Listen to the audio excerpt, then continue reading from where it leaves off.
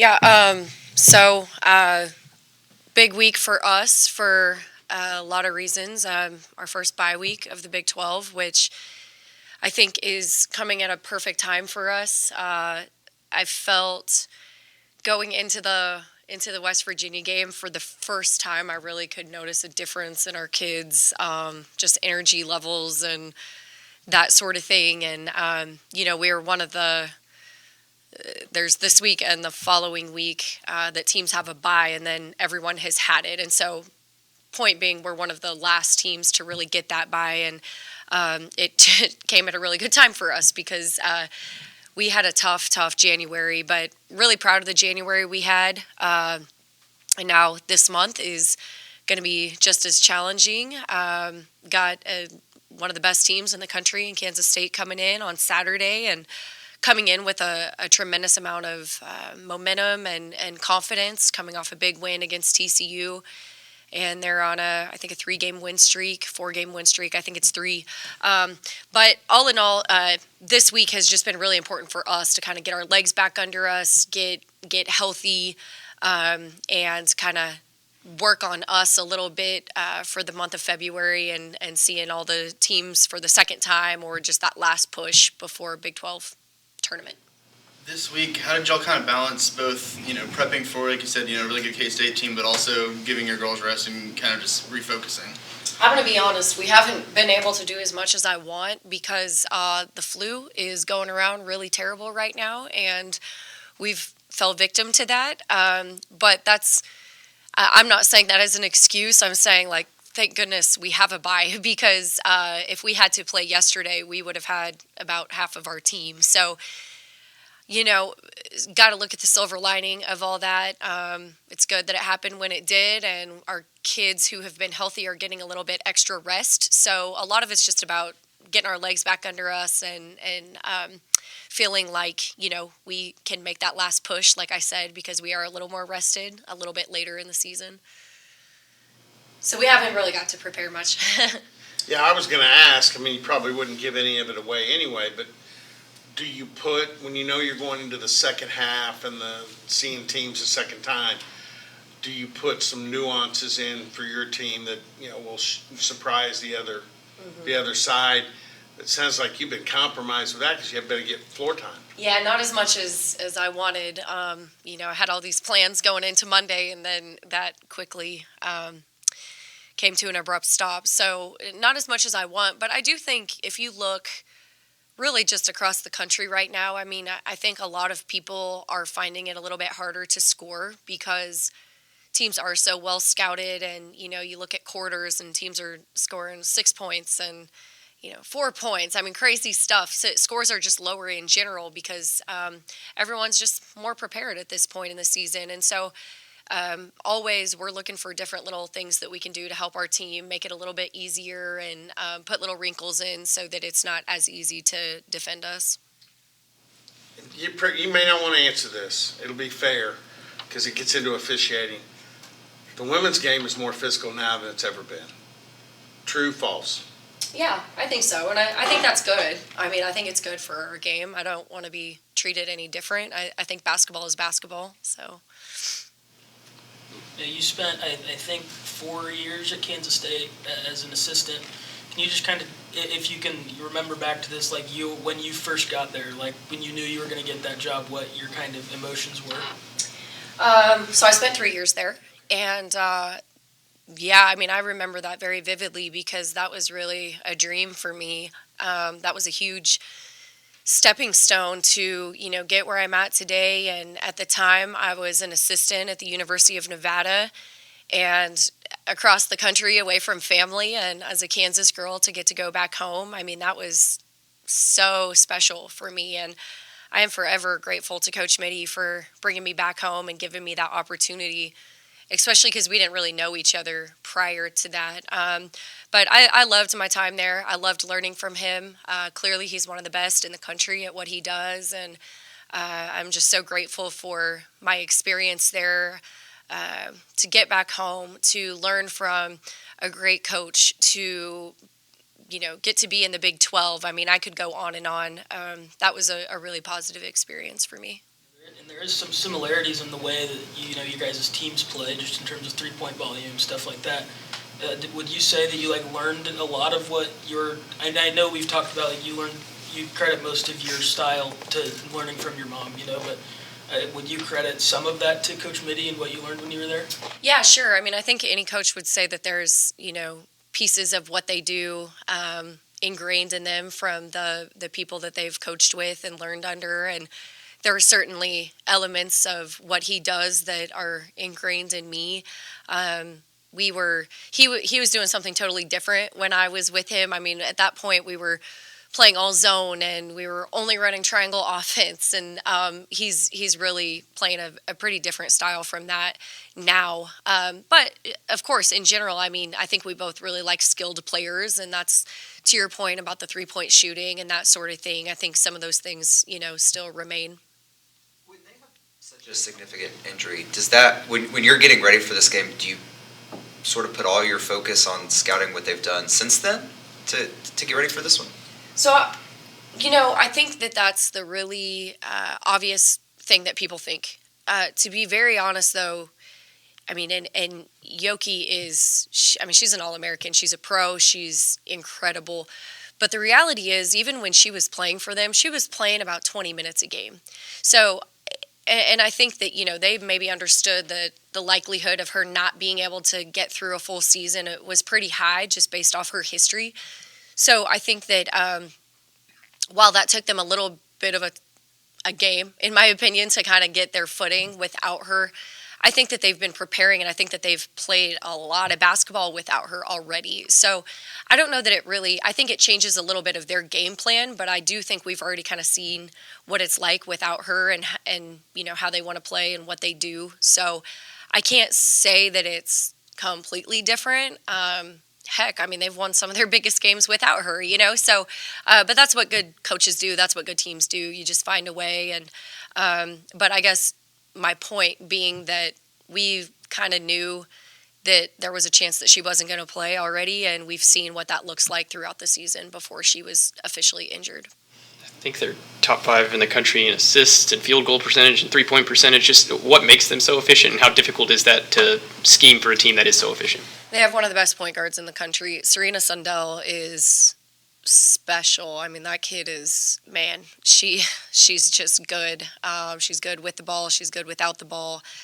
She's good with Yoki. She's good without Yoki. I mean, she's just a huge difference maker for them. So I think that she is kind of the head of the snake for them. I think everything starts with her, but then she's got great pieces around her, and it's their depth that I think makes them so tough. Like TCU, they've got 3 pros out there, and the rest are very good role players, but I mean, they definitely, have very specific roles. With Kansas State, I mean, they're all very, very capable of going off and leading their team in points and shooting, and it's not just their starters, they go deep into their bench. So I think that's really what is making K-State so hard to play against right now and having such a great season is their depth. West Virginia defensively did a really good job against y'all a week ago. Staley, especially after having a month of double-digit games and having a really good month, how has she kind of responded and just kind of been after being not humbled or shut down, but you know what I mean, like not having the game that she expected? Yeah, that was a really easy game for us to just kind of flush, and I think the reality when you play as many games as we play in a season and you start working out in June and all those things, you're just going to have one really crappy game that you can chalk up to saying that's just not who we are. And, we didn't even watch any film over that game. That wasn't anything that I lost sleep over in terms of that sort of thing of what you're saying. I mean, hell yeah, I lost sleep over the fact that we scored, didn't break 40.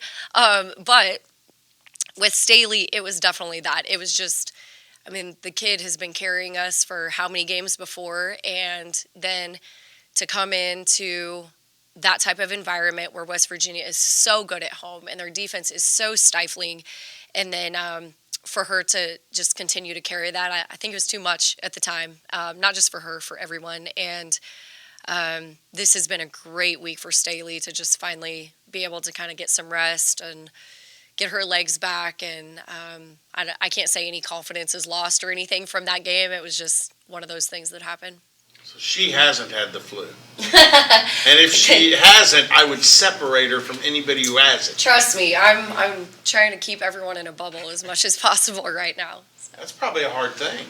Yeah, I mean, it's not, you don't really have peace of mind, knowing that, I mean, it's a real thing right now. I mean, from what I understand, schools are getting shut down, and, we tried to get Tamiflu for everyone on our team, and every place is out of it. I mean, it's hitting a lot of people right now, and I don't want to act like we're the only ones. I'm sure other teams are going through similar things, but hopefully we can come out and have everyone healthy. I'm just curious, do you get a flu shot, and do your players get flu shots? Well, I had a baby, so I got every shot under the sun, and I'm doing everything I can. Yeah. Dr. Shrum resigned this week. What has she meant for you, Jacie Hoyt, and you as a coach in your career and everything? Mm-hmm.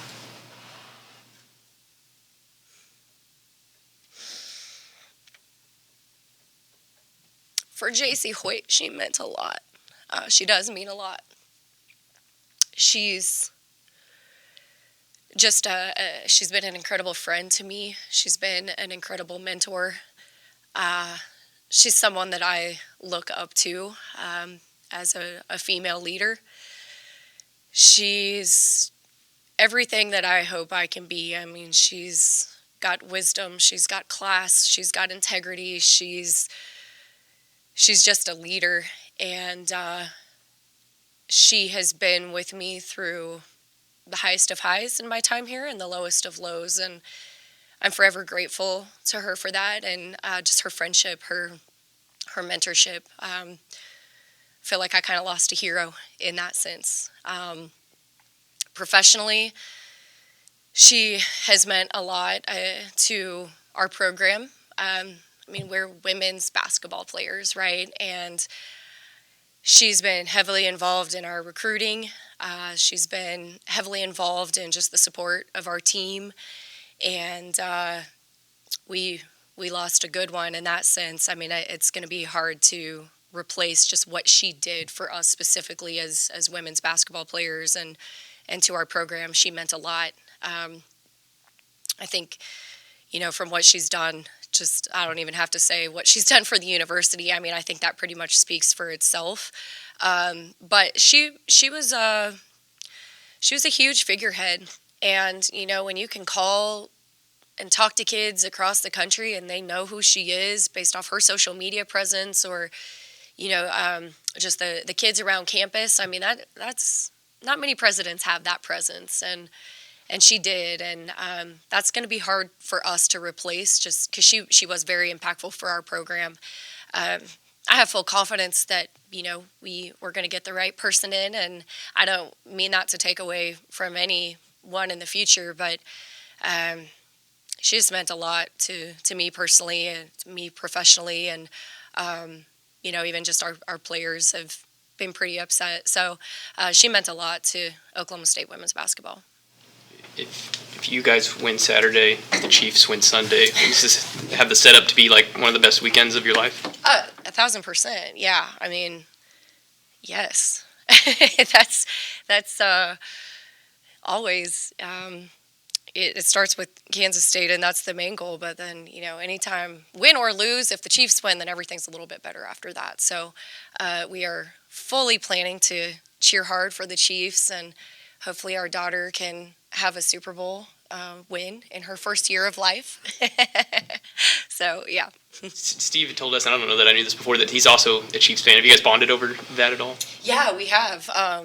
In fact, we had a funny moment because he put on his Instagram story one day, like the Chiefs score, and I responded back and said, did we just become best friends? Because I didn't know that he was a Chiefs fan. So, I learned his wife is from Kansas City, and so that's kind of his connection there. But, that's a smart man, right? Smart man. They've got to play on Sunday. If you guys had to play on Sunday this year, how do you think you would handle It's happened a couple times when they had Saturday games, and I'm fully focused on our game, but I know my husband has his phone over there on the side watching. So Just looking at the top of the Big 12 standings, do you use that just especially with if y'all beat Kansas State, how close that top could be? Do you use that type of stuff as do you like to talk to the players about that, use it as motivation, or do you not want them to think about that? no, I mean I can't even think about that right now. There's way too much basketball to be played, and there's just way too much parity. I mean, so we're really truly just taking it one game at a time, and we say every game is the most important game of our season. I mean, you start looking ahead, you're going to have a Houston situation, right? And we learned that the hard way. So no, we're not looking ahead at all. Just truly taking it one game at a time. We have a really tough February, and a lot can happen. So. What just in terms of obviously the TCU game, you had a great crowd, you had a great atmosphere. Mm-hmm. How important is it to have a similar atmosphere or maybe even a better one? It's crucial. Don't believe we win that TCU game without the environment that our fans created. That was a really important game for us to have a good crowd, because that was TCU's first true road test against a team of our caliber, and I think they made all the difference. Our fans did. We had a lot of students at that game, and they're awesome. I mean, they just bring a totally different electricity to it. So it made a huge difference. And I mean, K-State they just sold their game out last night. I mean, they're used to playing in those types of environments, but not necessarily on the road. So anytime you can create an environment that's a little bit hostile and tough to play in, that's obviously the goal. And just for women's basketball, I mean, we want that. You see those growing crowds across the country, and I want that to be Oklahoma State. I want to be able to say we're one of those places that you're going to get to play in an incredible environment where people care and support, and I think we're building towards that. I think we still have a lot of work to do, but we're definitely on the right path, and that TCU game was pretty remarkable for that reason.